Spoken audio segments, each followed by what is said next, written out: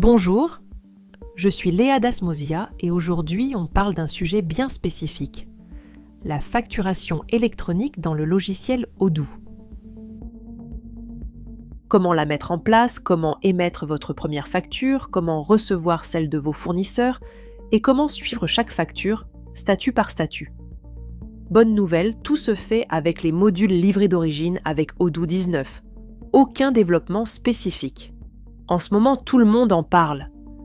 Mais on réexplique tout depuis le début. On commence par le calendrier. 2 échéances sont à retenir. Au 1er septembre 2026, toutes les entreprises devront pouvoir recevoir une facture électronique. Toutes. À la même date, les grandes entreprises et les entreprises de taille intermédiaire devront aussi l'émettre. Les PME et les micro-entreprises suivront 1 an plus tard, au 1er septembre 2027. Dans tous les cas, les factures passeront par une plateforme agréée. Odoo fait partie de ces plateformes et propose une solution sans aucun surcoût. Au fait, une facture électronique, c'est quoi exactement ? Ce n'est pas un PDF. C'est un fichier structuré, lisible par une machine, dans un format normalisé. FactureX, UBL ou CII. Vous, comme votre client, devez être déclaré dans l'annuaire de l'administration. Et la bonne nouvelle, la voilà. Odoo 19 sait déjà tout faire, nativement avec la localisation française. Bon, avant de toucher au paramétrage, regardons ce que ça change vraiment pour vous. Quels sont les enjeux ? Un enjeu de conformité d'abord. Sans plateforme agréée, vous ne pouvez plus ni émettre ni recevoir légalement une facture entre entreprises. Un enjeu sur les délais de paiement. Vous suivez la facture statut par statut, du dépôt jusqu'à l'encaissement. Un enjeu sur votre productivité. Les factures de vos fournisseurs arrivent déjà structurées.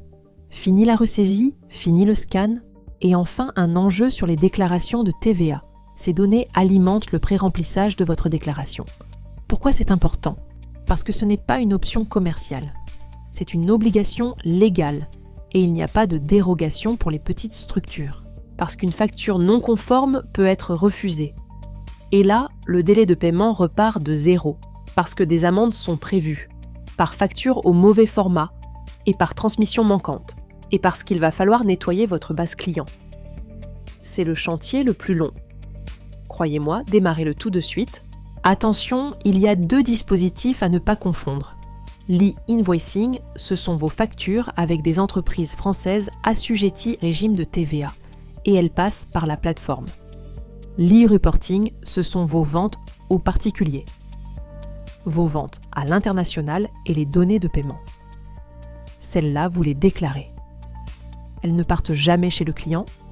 Odoo gère les 2 depuis la même configuration, avec une périodicité alignée sur votre régime de TVA. Enfin, je termine par les erreurs qu'on voit le plus souvent. Croire que l'État fournit une plateforme gratuite. Le portail public ne joue plus ce rôle. Attendre 2027, parce qu'on est une PME. L'obligation de recevoir, elle, vaut pour tout le monde dès septembre 2026.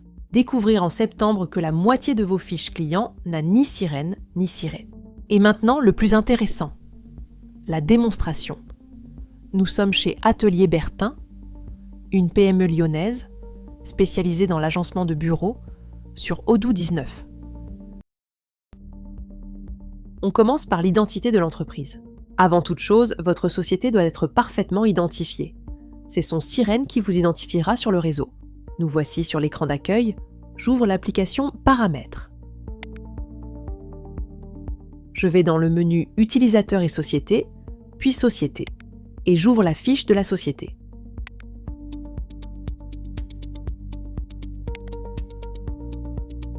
Regardez ces 3 champs, l'adresse complète, le numéro de TVA et l'identifiant de la société, c'est-à-dire le sirène ou le siret. Ils sont obligatoires. Un sirène absent ou erroné, et l'inscription à la plateforme sera refusée. C'est vraiment le premier point à vérifier. Voyons maintenant les paramétrages comptables.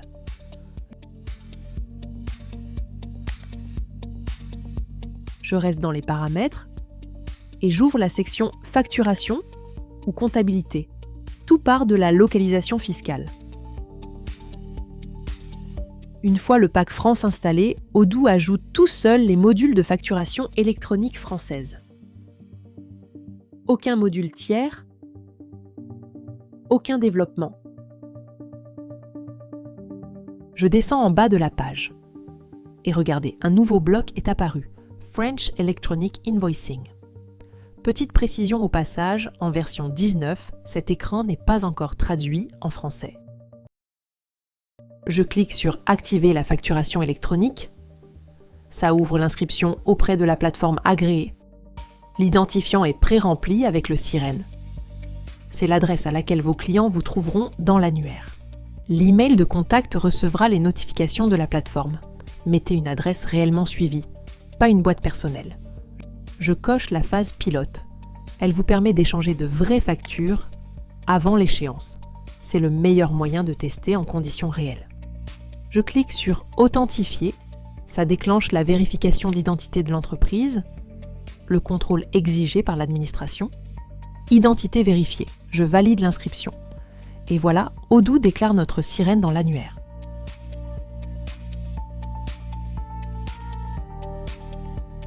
Une précision, ici la démonstration tourne en mode démo, rien ne part vers le réseau réel.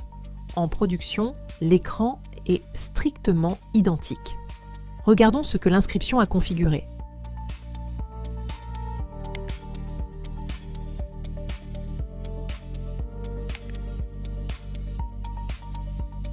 Je reviens sur la page des paramètres.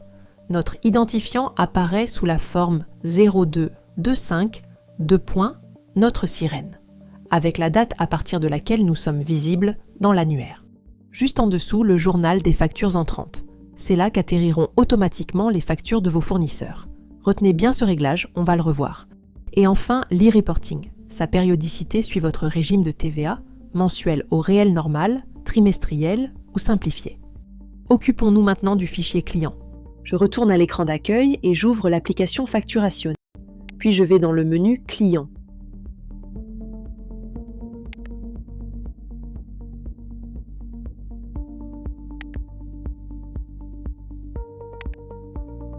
Chaque client doit porter son identifiant électronique. C'est le chantier à lancer en premier dans votre base. J'ouvre la fiche du cabinet Rivière. J'ouvre l'onglet Facturation. Dans la section Facture client, l'adresse électronique France est déduite du SIRET saisi sur la fiche. Et maintenant, je clique sur Vérifier. Odoo interroge l'annuaire pour savoir si ce client est joignable par voie mot électronique. Et on a le retour d'Odoo qui confirme que le partenaire est bien dans l'annuaire. Nos factures pourront donc partir par la plateforme.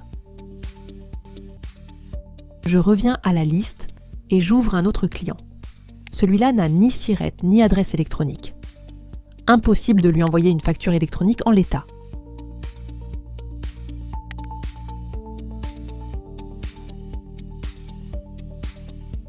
Multipliez ce cas par plusieurs centaines de fiches et vous tenez le vrai coût du projet, la qualité de vos données. On peut émettre notre facture. Je vais dans le menu Client, puis Facture, et je clique sur Nouveau. Rassurez-vous, la facturation elle-même ne change pas. Vous travaillez exactement comme avant. Je saisis le client puis 2 lignes. La TVA française est reprise du catalogue. Vous voyez, c'est une facture tout à fait ordinaire.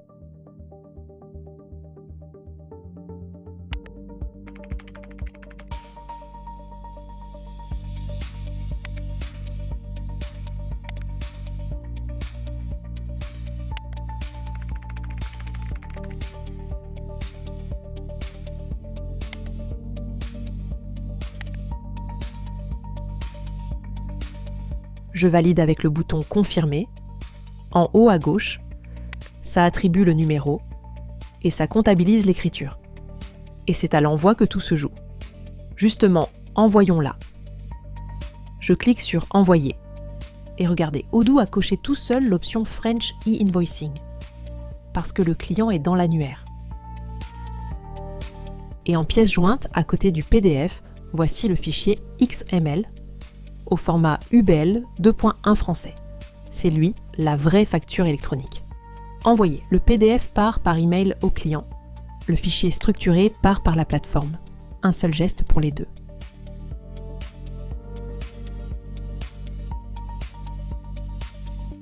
N'oublions pas l'autre sens.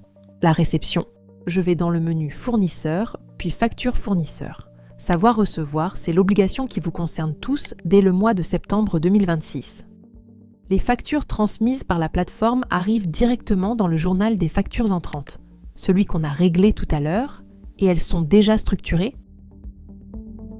Donc plus de scan, plus de ressaisie. Le fournisseur, les montants et la TVA sont lus directement dans le fichier. Il ne vous reste qu'à contrôler et valider. Et vous n'êtes pas obligé de tout accepter. Une facture reçue s'accepte ou se refuse, et votre réponse repart au fournisseur par la plateforme. 2 réponses possibles: approuver ou refuser.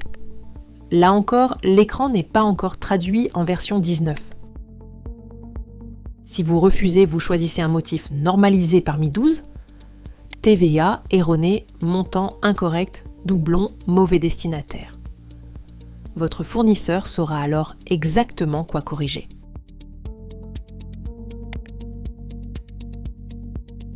Dernière étape, le suivi. Je reviens sur la liste des factures clients et j'ajoute une colonne.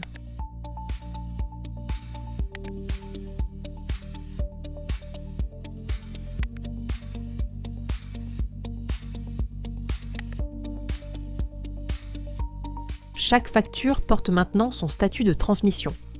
En attente de réception, reçu, approuvé, rejeté ou payé. Ces statuts prouvent que votre client a bien reçu, ou non, votre facture. Ça devrait permettre d'éviter certains retards de paiement. Désormais, le statut qui apparaît ici fait foi. Je vais maintenant dans le menu Analyse, France, e-reporting. C'est le second volet de la réforme. Les périodes de déclaration sont créées automatiquement selon votre régime de TVA. Et chaque période regroupe les opérations à déclarer. Vente aux particuliers, export, encaissement, prêtes à être transmises. Je vous laisse avec quelques conseils. D'abord, ce qu'il faut faire, complétez le sirène et le ciré sur toutes vos fiches clients. Inscrivez-vous et testez en phase pilote avant l'échéance. Nommez un responsable du sujet dans l'entreprise et vérifiez que le journal des factures entrantes est le bon. Maintenant, ce qu'il faut éviter. Attendre 2027, alors que la réception s'impose à tous, dès septembre 2026. Gardez le PDF par email comme seul canal. Laissez traîner des fiches clients sans identifiant et corriger une facture déjà transmise. Là, il vous faudra passer par un avoir. Votre feuille de route tient en 4 temps. 1. Auditer. Combien de fiches clients sans sirène et quel format recevez-vous aujourd'hui? 2. Choisir votre plateforme agréée et votre date de bascule. 3. Tester en phase pilote sur quelques clients volontaires. 4. Former vos équipes comptables au nouveau statut. Vous savez maintenant inscrire votre société, émettre et recevoir vos factures par la plateforme et suivre leur statut jusqu'à l'e-reporting. Si cette vidéo vous a servi, abonnez-vous, ça nous aide beaucoup. Et si vous avez une question sur votre propre cas, laissez un commentaire, nous y répondons. À très vite.